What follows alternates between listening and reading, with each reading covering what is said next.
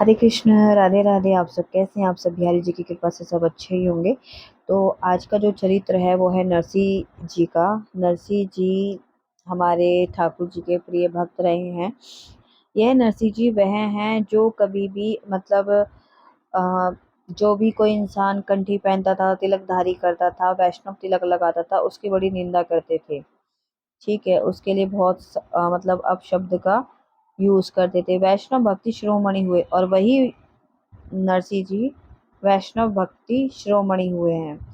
तो इस चीज़ के ऊपर कैसे हुए, कैसे नहीं हुए, इस चीज़ को मैं पूरा का पूरा बताना पड़ेगा। और ये जो वीडियो बनेगी 1 घंटे से ऊपर की है, तो मैं चाहूँगी आप सब लोग बहुत अच्छे से इस वीडियो को देखें और अपने शास्त्रों के बारे में जानें।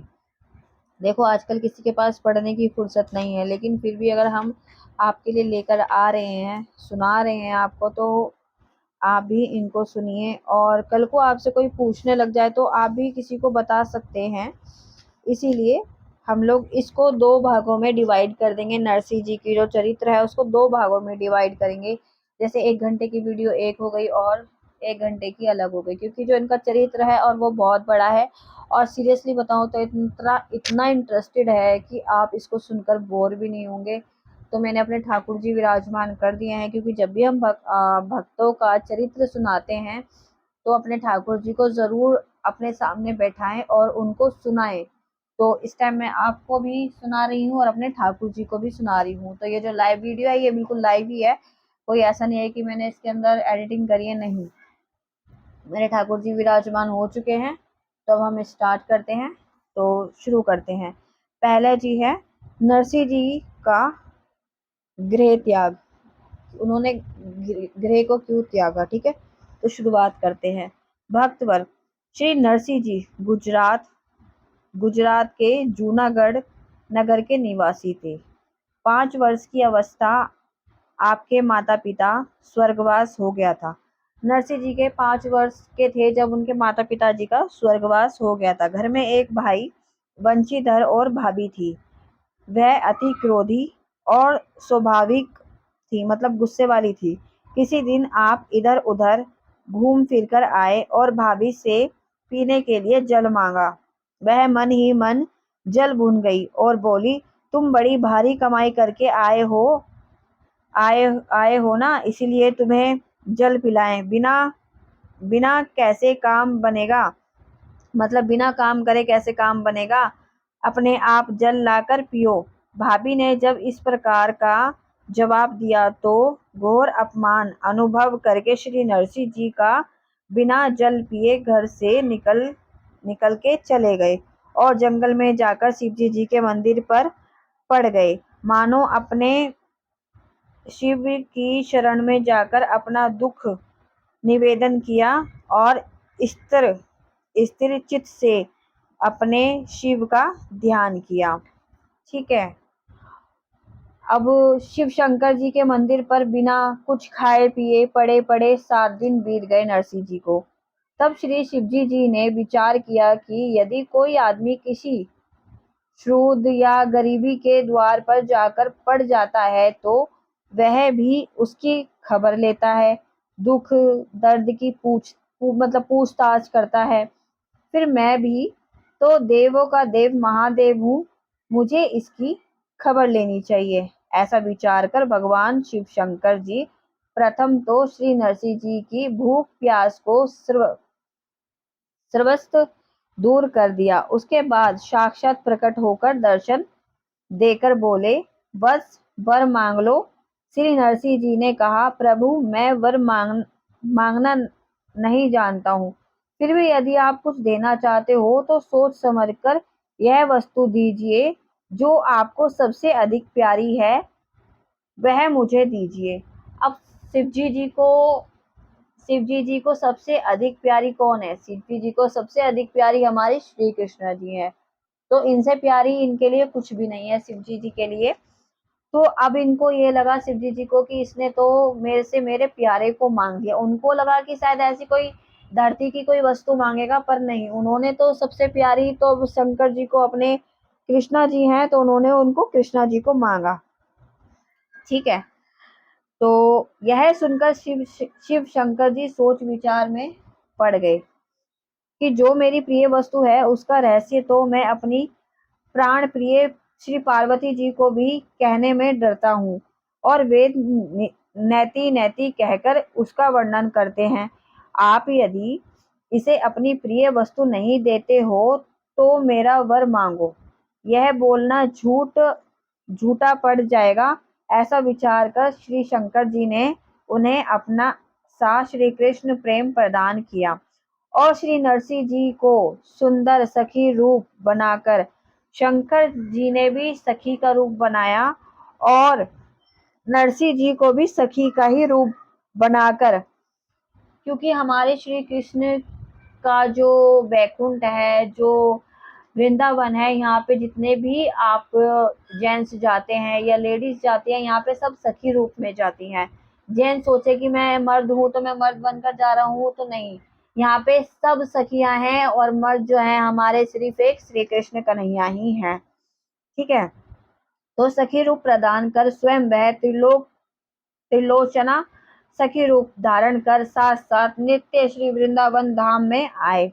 वहां दिव्य बहुमूल्यवान अनेक प्रकार की मणियों से जड़े हुए रास मंडल पर ब्रज गोपियों के मध्यम श्री श्याम सुंदर राधा श्याम सुंदर का दिव्य दर्शन शिवजी जी ने नरसिंह जी को कराया। ठीक है, शिवजी जी हमारे श्री कृष्ण के रास में शामिल हुए, नरसिंह जी शामिल हुए, और उन्होंने सारा मतलब रास मंडल देखा। श्री नरसिंह जी ने देखा कि स्वर्ण रास मंडल रंग बिरंगे हीरो से जड़ा हुआ है। ब्रज गोपियां मध्य प्रियतम प्रियतम दोनों विचित्र गोपियों में नृत्य कर रहे हैं। गान तान की अद्भुत ध्वनि छाई हुई है। लालजी ताली बजाकर ताल लगा रहे हैं और नृत्य वह रंग की सुंदर गति ले रहे हैं। गर्दन का झुकना और हिलना, उंगलियों को मोड़ मोड़ कर मुद्राएं बनाना अत्यंत मोहना था। श्रीमुख से निकलता हुआ मतलब गायन का मधुर स्वर सुनने को कान तृप्त होती थी। मंद मंद मुस्कान, और बज रहे हैं गाने, मतलब भजन बज रहे हैं, और साथ साथ वह नृत्य कर रहे हैं। नृत्य करते करते प्रिया प्रियतम प्रत्येक अंग में शोभा की जो लहरें उठ रही हैं, वह मानो परिकर प्रेमियों को नवीन प्रेम जीवन प्रदान कर रही हैं। ऐसा श्री रास मंडल जो है वह उनका दिखाई दे रहा है श्री नरसिंह जी को। देखिए, हर किसी को हमारे श्री कृष्णा के दर्शन नहीं होते हैं। बहुत सारे लोगों का क्वेश्चन भी आता है कि हमको सपने में श्री कृष्णा दिखते हैं या लड्डू गोपाल जी भी दिखते हैं। तो देखिए, ये है कि लड्डू गोपाल जी जब आपको दिखते हैं ना, तो वह इंसान इतना ज्यादा सौभाग्यशाली होता है कि उसको ठाकुर जी सबसे पहले आके जो दर्शन होते हैं वह स्वप्न में ही होते हैं। क्योंकि बहुत सारे लोग हैं जो ठाकुर जी की सेवा करते हैं और आज तक उनको कभी दर्शन हुए भी नहीं है। बहुत सारे लोग ऐसा बताते हैं। तो अगर किसी को भी ऐसा दर्शन होता है तो बहुत वो अपना आप को सौभाग्यशाली समझे। तो आगे बढ़ते हैं। शंकर जी ने नरसिंह अली को मसला दिखाने वाले की सेवा प्रदान की। यह प्रिय प्रीतम की शोभा सुंदरता को देख कर निहाल हो गई। इसी बीच नंदलाल की दृष्टि इनके ऊपर पड़ी तो आपने जान लिया कि यह तो कोई नई सखी आज रास में आई है। श्री ठाकुर जी ने अनुमान करके जान लिया कि यह शिवजी जी की रंगी रंगी सहचरी है। शंकर जी मीठी मुस्कान और नेत्रों को संकेत से जनाया कि यह मेरे साथ आई है। आप कृपया अपने परिकरों में सम्मिलित कर लें। रास विलास का दर्शन कराकर श्री शिवजी जी चाहते थे कि अब मैं यहाँ से इन्हें ले जाऊं, परंतु श्री नरसिंह जी अली जी चाहती थी कि मैं अपने प्राणों को न्यौछावर कर दूं। तब श्री ठाकुर जी ने कुछ समीप आकर नरसिंह जी को समझाया कि तुम यहाँ से जाओ और मेरे इस विहारी रूप का ध्यान करते रहना। जब जहाँ तुम मेरा स्मरण करोगे तब मैं वहां पर प्रकट हो जाऊंगा और तुम्हें दर्शन दूंगा। साथ ही भगवान ने कीर्तन करने के लिए त्र त्रताल प्रदान किया, जो होता है ना वो जो सबके पास में होती है, जो क्या कहते हैं उसको, जो बजाने वाली होती है, तुम्बी। तुम्बी दी उनको। ठीक है। श्री रास विहार जी की आज्ञा मानकर आंख बंद करने पर नरसिंह जी अपने ग्राम को वापस लौट आए और हाँ अलग अगला जो निवास बनाकर भजन करने लगे।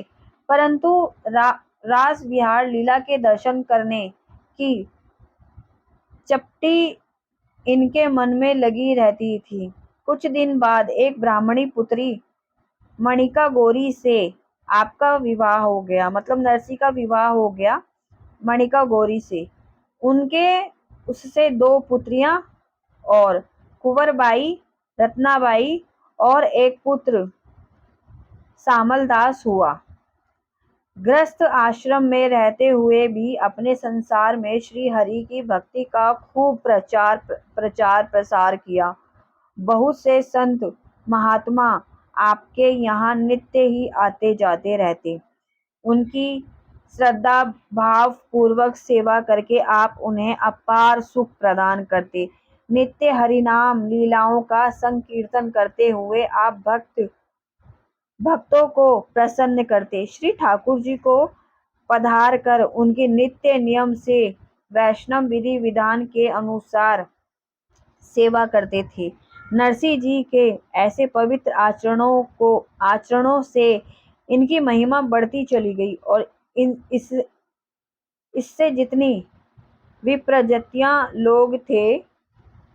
जातियों के जो लोग थे, उन्होंने अपने मन में बड़ा द्वेष माना और क्रोधवश अनेक प्रकार से उपद्रव करके नरसिंह का भजन में बाधा करने लगे। क्योंकि नरसिंह का भजन कीर्तन उन्हें उपद्रव मतलब उनको डिस्टर्ब करता था। ठीक है।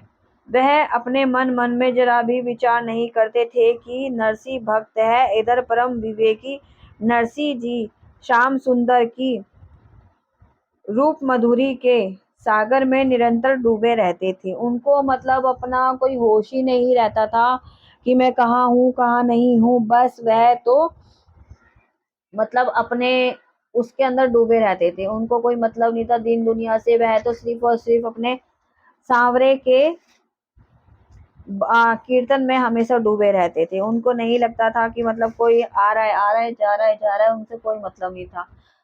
कितने कितने दिन तो उनको भोजन करे हो जाते थे, उससे भी उनको कोई फर्क नहीं पड़ता था। ठीक है। अब नरसिंह जी के साथ में एक बार क्या हुआ, काफी सारे संत आए और वह द्वारका जा रहे थे। द्वारका जाने के जो बीच में जो जूनागढ़ है, उसके बीच में एक बहुत बड़ा जंगल पड़ता है। तो नरसिंह जी जो वहाँ के जो संत थे उनको पता थी कि अगर हम इस जंगल से जाएंगे तो हमको लूट मार करके, और उन संत के पास में 700 रुपए थे जिससे वह अपने गुरु जी का जन्मदिन मनाना चाहते थे। तो वहां पे अपना भंडारा करना चाहते थे उन 700 रुपए में। ठीक है।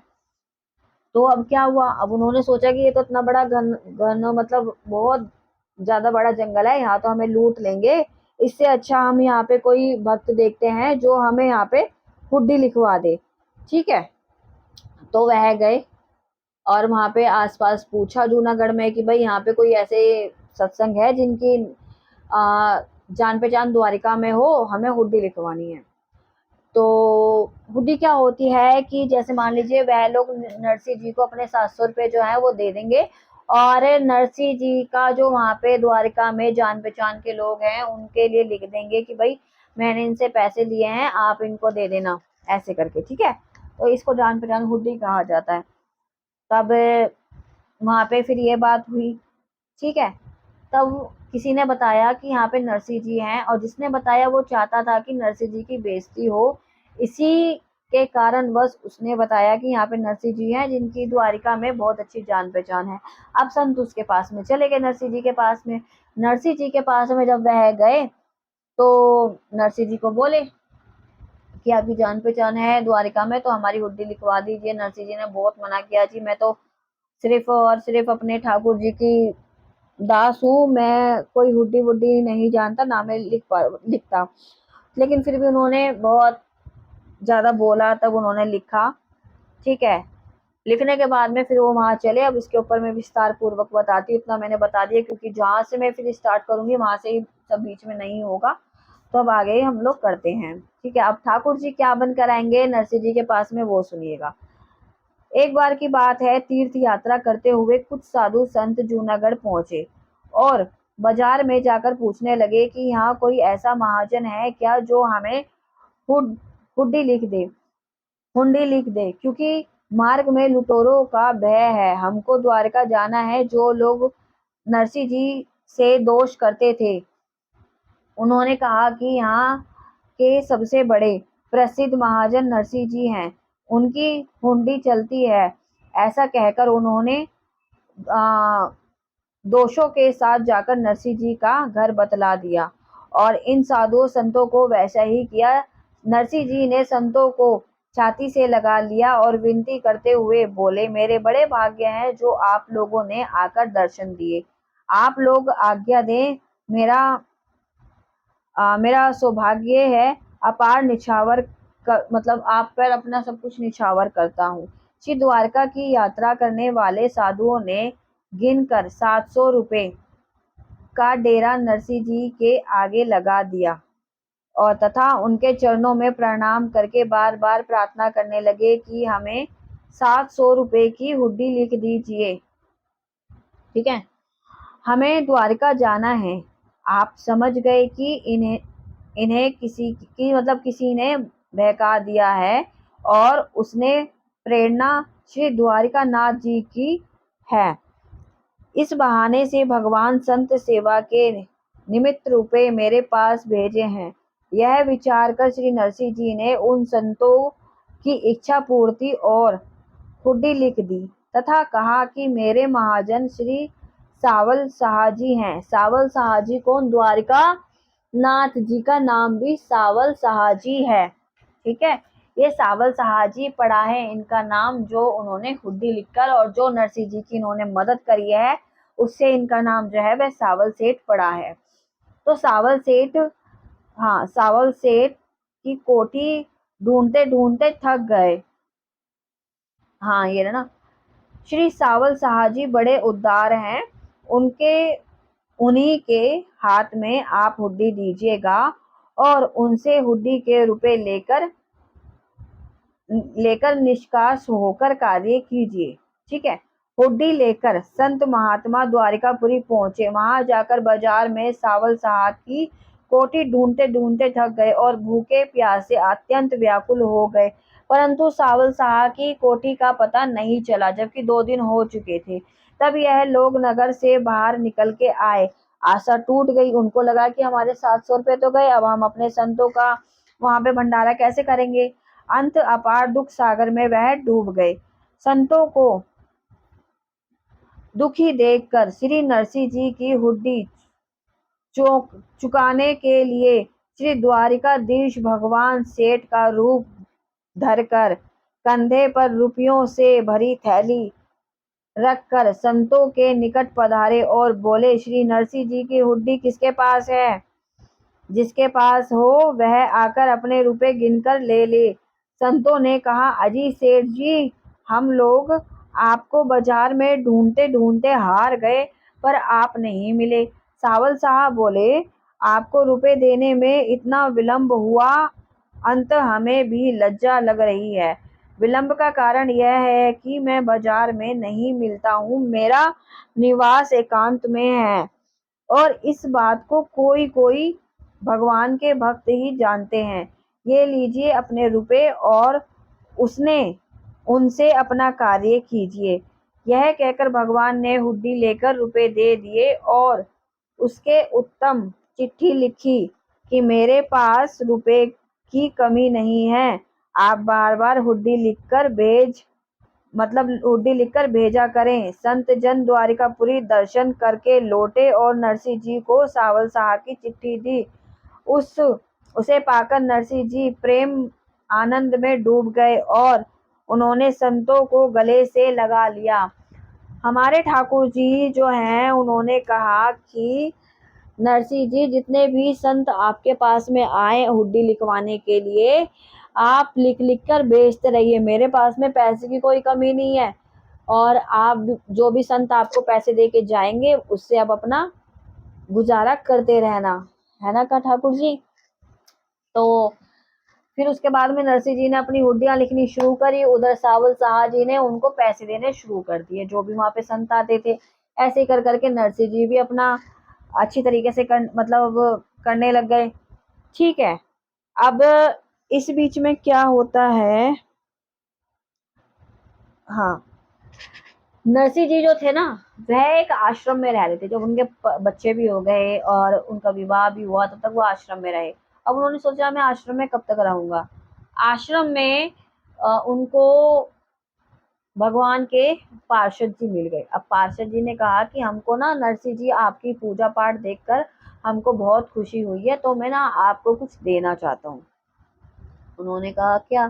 तो उन्होंने उनको महल और 36 साल तक का पूरा राशन पानी सोना डगाडग भरकर उनको दिया। कि मतलब 36 साल तक उनके पास में कुछ भी खत्म नहीं हो सकता, ये आप सोच सकते हो। ठीक है। तो अब उन्होंने अपनी बेटी का विवाह किया। ठीक है, अपनी बेटी का विवाह किया और उनके काफी सारा जो था उन्होंने दिया। ठीक है, अब सुनो आगे। श्री नरसिंह जी ने संत महात्माओं से कहा कि आप लोग यह बतलाइए कि सावल शाह जी आपको मिले या नहीं। उन संतों ने कहा हाँ मिले, और बड़े प्रेम से मिले। नरसिंह जी ने सावल शाह के नाम हुड्डी लिख दी थी, और उसके जो रुपए थे उनसे आपने संतों का भंडारा कर दिया। संतों के प्रति नरसिंह जी का ऐसा भाव था, श्री द्वारिकाधीश ने उनके सभी कार्य मनोरथ को पूरा किया। श्री नरसिंह जी की लड़की ससुराल में थी, उसे लड़का हुआ था, और लोक रीति के अनुसार इन्हें छूक देना चाहिए, और इनके पास कुछ ना था। ना दे सके। लड़की की सास नित्य ही गाली बकती रहती थी। सास के वचन जब असहा हो गए थे, तब उस लड़की ने अपने पिता को खत भेजा कि मेरी सास ताने मारती है, गाली देती है, इसी से मेरी छाती जलती रहती है। यदि आपके पास कुछ देने के लिए हो तो आप आकर दे दीजिए। लड़की का संदेश पाकर श्री नरसिंह जी एक टूटी सी बैलगाड़ी में 2 बूढ़े बैलों को जोतकर पुत्री के विवाह थी उसके नगर के किनारे पहुंच गए। इनके आगमन का समाचार एक ब्राह्मण कोकल्या पुरोहित ने जाकर इनकी कन्या से कह दिया। पिताजी का आगमन सुनते ही वह आई, परंतु जब उसने देखा कि गाड़ी में चोचक का कुछ भी सामान नहीं है, तो उसका मुख उदास हो गया। उसने कहा पिताजी, यदि आपके पास देने के लिए पैसे या कोई वस्तु नहीं थी तो फिर ना आते, वही ठीक था। नरसिंह जी ने कहा बेटी, तुम अपने मन में चिंता ना करो, जाकर अपनी सास से कह दो कि जिन जिन चीजों की जितनी जितनी जरूरत हो उसे सबको एक कागज में लिख दे, और उसे अपनी सास को समझाकर कहा तो बहुत रिस में भरकर बोली बहुत गुस्से में भरकर बोली, मैं समझ गई तेरे पिता यहाँ आकर हंसी करा रहा है। अंत में खिसखिसाई साहस ने गांव के सभी स्त्री पुरुष बालकों के नाम लिखवा दिए। इन सभी को कपड़े व गहने चाहिए। नरसिंह जी ने लड़की से अवश्य वस्तु की चिट्ठी लेकर आई तो अपने उसे देखकर लौटा दिया, और कहा कि इसे फिर से देख लाओ। इसमें यदि किसी का नाम या कोई वस्तु लिखने से रह गई हो तो उसे भी लिखवा दो। इस बात से क्रोध होकर उसने 2 पत्थर और लिखवा दिए। पत्थर किस चीज के? सोने के। नरसिंह जी को अपमानित करने के लिए उन्होंने टूटी फूटी पुरानी पोर रहने के लिए बतला दी। भक्त शिरोमणि नरसिंह जी जाकर उसी में ठहरे और मतलब एक जगह तो बहुत अच्छा सा भोजन भोजन चल रहा था, जहाँ पे नरसिंह जी रुके थे वहां पे बैल वैल बंधे हुए थे और उनको खाने के लिए क्या दे रहे थे? खिचड़ी। ठीक है। लेकिन जो अपने भगवान के ऊपर रह रहा हो वो ऐसी चीजें थोड़ी खाएगा, वो तो भाई मालपुए ये सब खाने लगे नरसिंह जी, जो भी बनाते। और उनके साथ में वो थे, आ, बहुत सारे साधु संत थे जो अंधे थे, सूरदास जी थे। तो सबको भगवान ने बहुत अच्छा भोजन करवाया, लेकिन लोगों को पता चला कि भाई नरसिंह जी तो इतना अच्छा अच्छा खाना खा रहे हैं और हमारे लिए ये सब रखा है। तो उसकी सास ने, जो उनकी बेटी की जो सास थी, वो देखकर हैरान हो गई। ठीक है। और बहुत ज्यादा क्रोधित हुई। ठीक है। तो उसी में ठहर गए।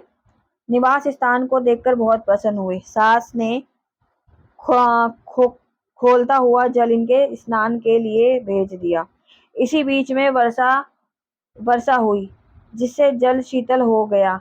नरसिंह जी ने सुखपूर्वक स्नान किया। इसके बाद पैरों पोरों की कोठरी को झाड़ भूजा देकर, मतलब झाड़ बूझ कर उसे साफ कर उसके द्वार पर अपना एक पर्दा लगा दिया। सामने के चिट्ठे को हाँ चिट्ठे को मतलब जो चिट्ठी थी वहीं रखकर तानपूरा बजाकर, मतलब अपना वो ही बजाने लगे। वो क्या क्या क्या बताया था मैंने? तो तुम भी बुझाने लगे, संकीर्तन करने लगे। भगवान कृपा से पोषक वस्त्र आभूषण आकर कोठरी में भर गए। श्री नरसिंह जी ने गांव भर के आबाल वृद्ध सभी नर नारियों सुंदर मूल्यवान वस्त्र आभूषण पहनाए, और उससे सब लोग मतलब बहुत खुश हो गए। नरसिंह जी की उदारता, कीर्तन, यंत्र तंत्र सब सभी लोग गान करने लगे। और बड़ा भारी आश्चर्य यह हुआ कि उस चिट्ठी में लिखी सोने की चांदी की 2 शिलाएं भी आईं और समधी समधी के लिए विशेष भेंट स्वरूप प्रदान की गई। संयोगवश एक स्त्री का नाम भनीबाई सूची में लिखने से रह गया था। उसने पहनावे में पहनावा नहीं मिला। उसने दूसरे से लेना स्वीकार नहीं किया और कहा कि जिससे सब स्त्री पुरुष को आभूषण पहनाए हैं, मैं भी उसी के हाथ से लूंगी। नरसिंह जी की कन्या ने अपने पिता से प्रार्थना की, इसे भी पहनावा दीजिए जिससे कि मेरी लाज रह जाए। नरसिंह जी ने प्रभु से प्रार्थना की तो भगवान फिर आए, वस्त्र आदि देकर काम पूर्ण की। और अपने पिताजी का प्रभाव को देखकर उनकी पुत्री अपने आंगन में फूली नहीं समाई थी। अपने पिता, सास, ससुर आदि को भूलकर वह अपने पिता के साथ अपने घर को चली गई। ठीक है। श्री नरसिंह जी के कुबेर सेना और रतन सेना नाम की 2 पुत्रियां थीं। वह दोनों भगव भगवत भक्ति में मगन होकर अपने घर में ही रही। एक तो विवाह के बाद शोचक का प्रभाव देखकर पति आदि को त्याग कर घर चली आई, और दूसरी ने तो विवाह ही नहीं किया। किसी दिन गा बजाकर जीवन चलने वाली 2 स्त्रियां जूनागढ़ शहर में आईं और यंत्र तंत्र उन्होंने लोगों को अपना कालतमा गाना सुनाया। वह सारे नगर में घूमी, परंतु उन्हें धन की प्राप्ति नहीं हुई। उन्हें निराश देखकर किसी ने नरसिंह का नाम पता बतलाया। वह दोनों नरसिंह जी के द्वार पर आकर गाने लगी। तब उन्होंने समझकर कहा कि यह तुम्हें थोड़ा भी धन नहीं मिलेगा, यहाँ पे तुम्हें थोड़ा भी धन नहीं मिलेगा, इसी से तुम्हारा मन दुखित होगा। यदि तुम्हें भगवत प्रेम प्राप्त करने की इच्छा हो तो सिर मुंडवाकर विरक्त शिक्षा दीक्षा लेकर भगवत आराधना करो। इनकी शिक्षा मानकर दोनों नरसिंह जी की यहीं रहने लगी और भजन कीर्तन सत्संग प्रभाव से उन्हें भगवत प्रेम प्राप्ति हो गई। दोनों उसका रस स्वाद करने लगी और श्री नरसिंह जी की दोनों पुत्रियां और दोनों गायिका मिलकर एक साथ रहने लगी। प्रेम भक्ति के रंग में रंग कर चारों साथ साथ हरि नाम गुण कीर्तन करती और भाव को बात बात बताकर नृत्य करती। इससे सबको बड़ा आनंद आता। परंतु इस नृत्य गान को देखकर सालांग नाम के राजा मंत्री, जो नरसिंह जी के मामा भी लगते थे, उन्होंने राजा से इनकी निंदा करते हुए कहा कि बड़े अनुचित, धर्म के विपरीत काम हो रहा है। मेरा भांजा नरसिंह स्त्रियों को एकत्र कर कर उनके साथ नाचता है। राजा से उचित कार्यवाही का आदेश लेकर सालांग ने बड़े बड़े पंडितों और दंडधारी सन्यासियों की भी सभा बुलाई और लोभ देकर उनसे कहा कि आप लोग नरसिंह जी से शास्त्र अस्त्र करके उसका भांडा फोड़ दीजिए।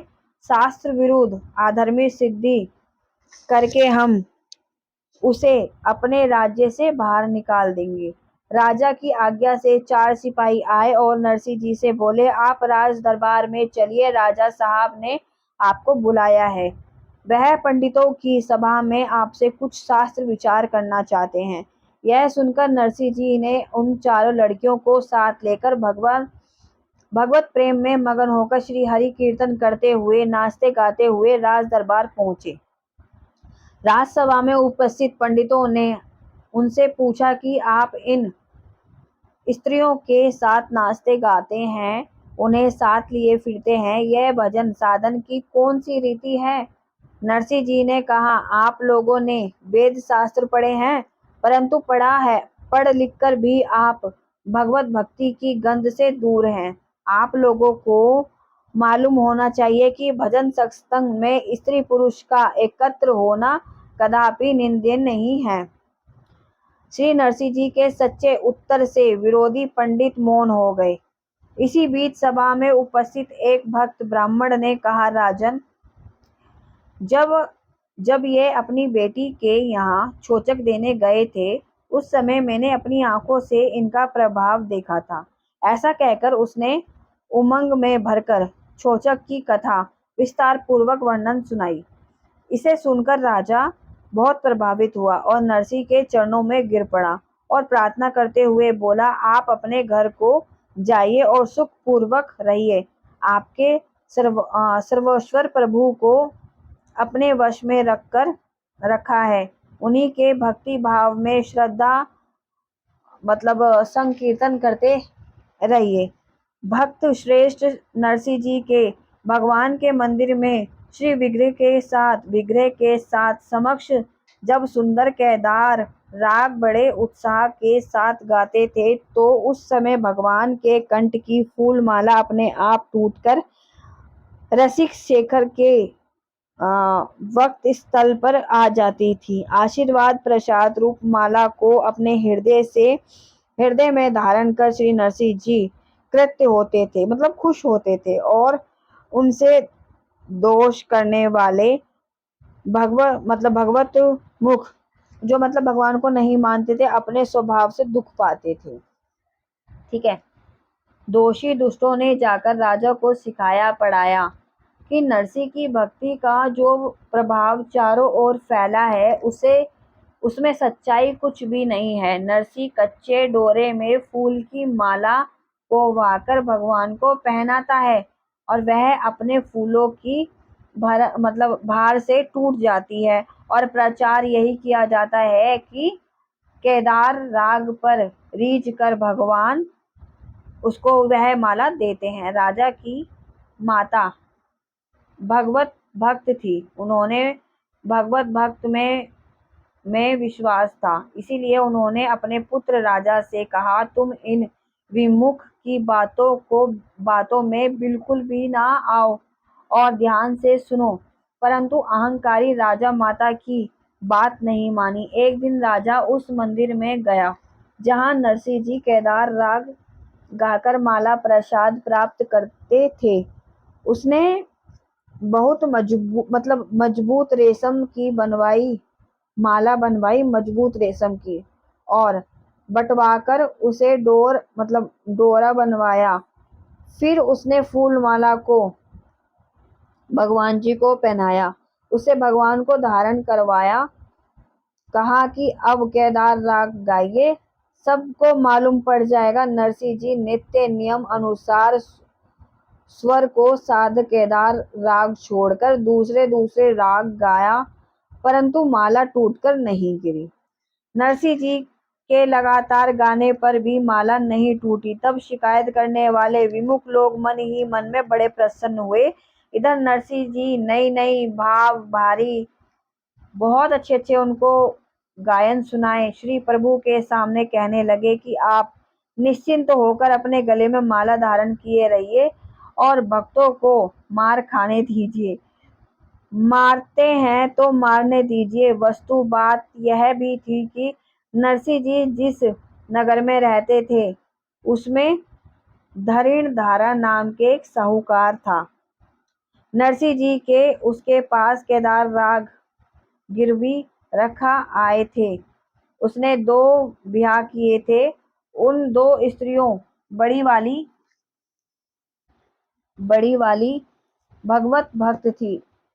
उसने आपसे बार बार प्रार्थना की कि मुझे श्याम सुंदर के दर्शन करा दीजिए। नरसिंह जी ने कहा बहुत अच्छा, ऐसा ही होगा। नरसिंह जी की इस बात को सत्य करने के लिए भगवान स्वयं नरसिंह जी का रूप धारण कर उस साहूकार के घर गिरवी रखे हुए केदार राग को छुड़वाने के लिए गए। उसके द्वार पर जाकर अपने पुकार किवाड़ खोले। साहूकार की भक्त स्त्री ने उठकर किवाड़ खोले और उसने नरसिंह रूपी भगवान का दर्शन किया। साहूकार चदर से मुंह ढककर सो रहा था। उसकी स्त्री ने कहा, नरसिंह पधारे हैं, रुपए ले लो और कागज दे दो। उसने कहा कि तुम ही रुपए लेकर और उसे कागज दे दो, वापस कर दो। उस भक्त स्त्री ने रुपए ले लिए और कागज लौटा दिए।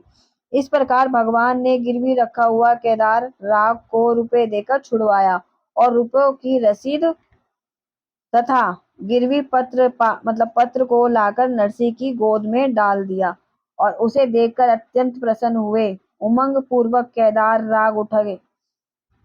उसे सुनकर श्री श्याम सुंदर अपने सिंहासन से उठे और नुपुरों की झन झन ध्वनि करते हुए श्री प्रभु ने नरसिंह जी को पुष्पहार पहना दिया। उपस्थित सभी भक्तों और भगवान की जय जयकार करने लगे। इस प्रत्यक्ष चमत्कार को देखकर राजा इनके श्री चरणों में लिपट गया और उनसे अपने हृदय में भगवत भक्ति के भाव को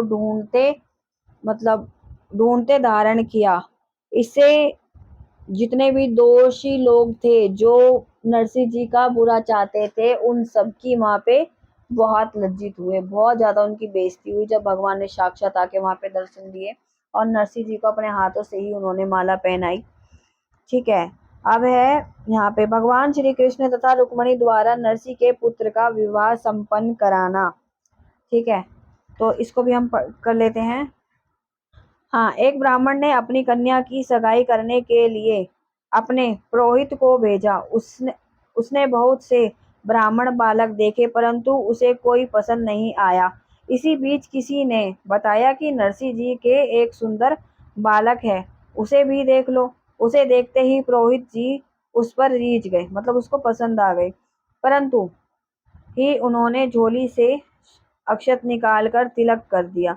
नरसिंह जी ने कहा, लड़की के पिताजी तो धनी मानी व प्रतिष्ठा व्यक्ति हैं, इसलिए मैं उनसे विवाह कराने योग्य नहीं हूँ।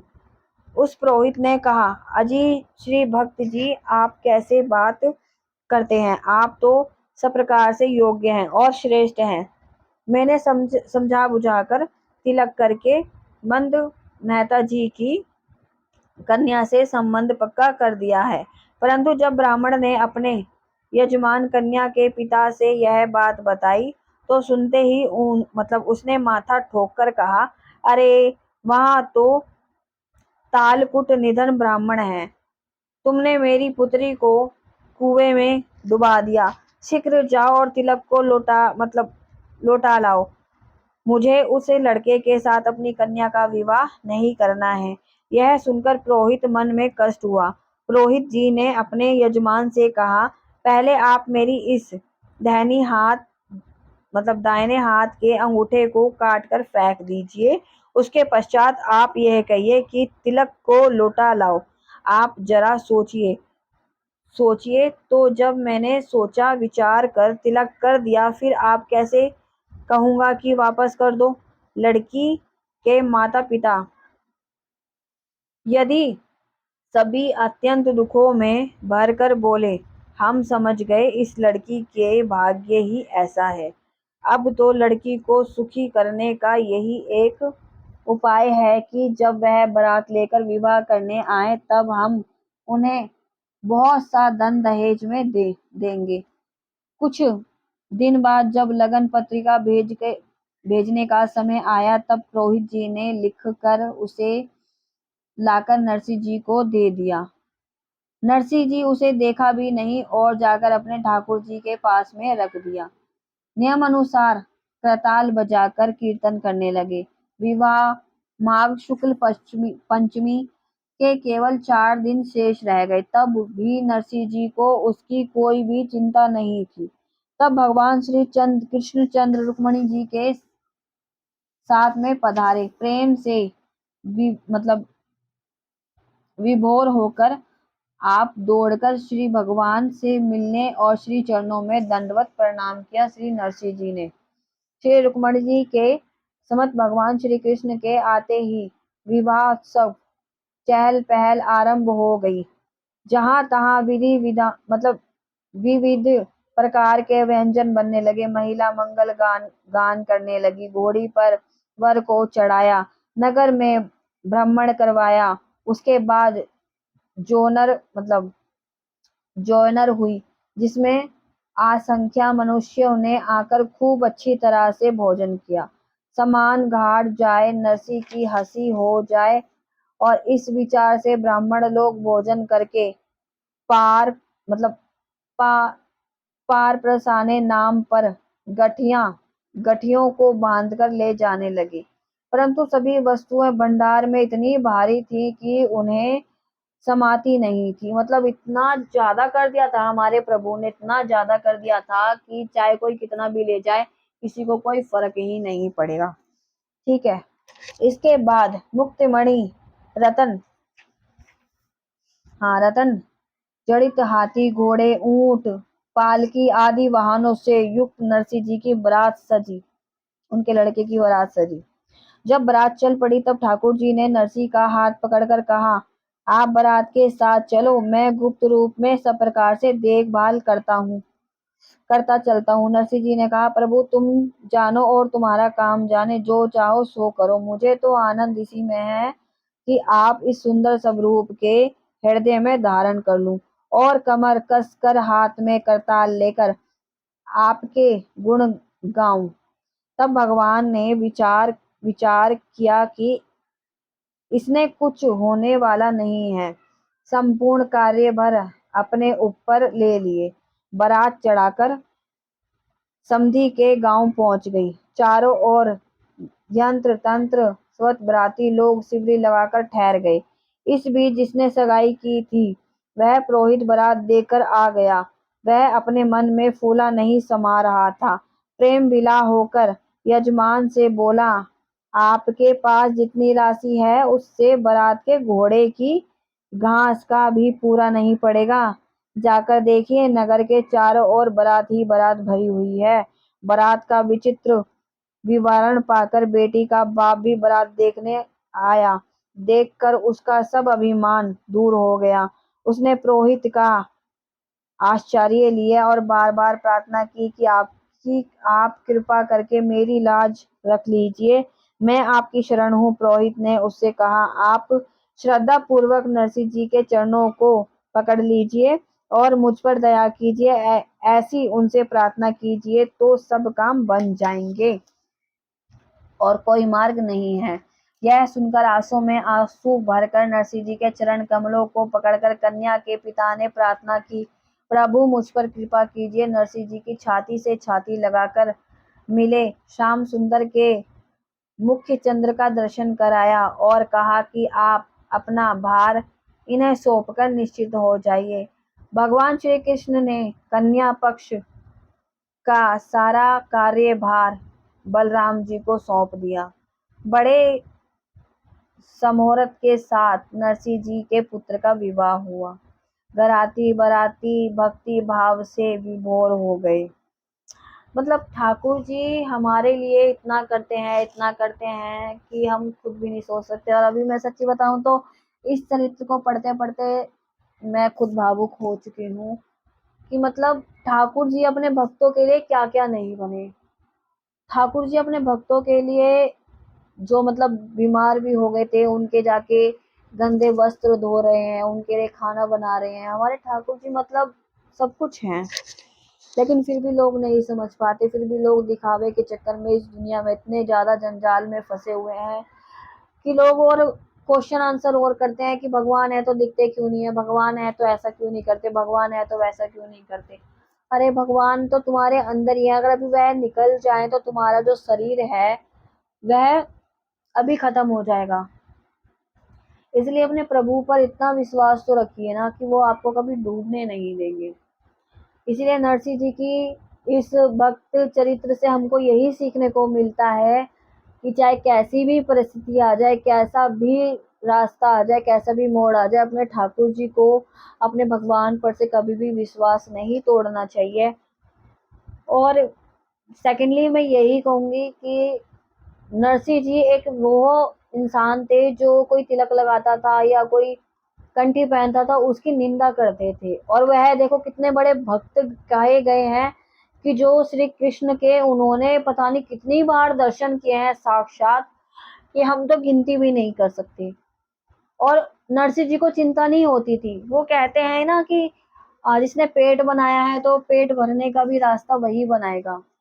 तो इसलिए कभी भी किसी चीज की चिंता मत कीजिए कि कल क्या होगा, कल वही होगा जो प्रभु ने लिख दिया है। इसीलिए हर चीज से टेंशन मुक्त रहिए और ठाकुर जी की शरण में रहिए। ठाकुर जी जो भी करेंगे वह अच्छा ही करेंगे, वो कुछ गलत नहीं करते हैं। और हमारे ठाकुर जी तो हमारी जान है, जिससे बस क्या ही हम कह सकते हैं। तो आप सबको यह वीडियो अच्छी लगी हुई हो तो प्लीज ठाकुर जी के लिए इस वीडियो को लाइक कीजिएगा, चैनल को सब्सक्राइब कीजिएगा और वीडियो अच्छी लगे तो आप लोग शेयर भी कीजिएगा हमारे ठाकुर जी को। ठीक है, तो देखिए आपके एक लाइक से ना हमारा भी मनोरथ जो होता है ना वो बढ़ता है। तो इसीलिए हम भी चाहते हैं कि आप लाइक करें हमारी वीडियो को। तो जय श्री कृष्णा, जय श्री राधे, हरे कृष्णा।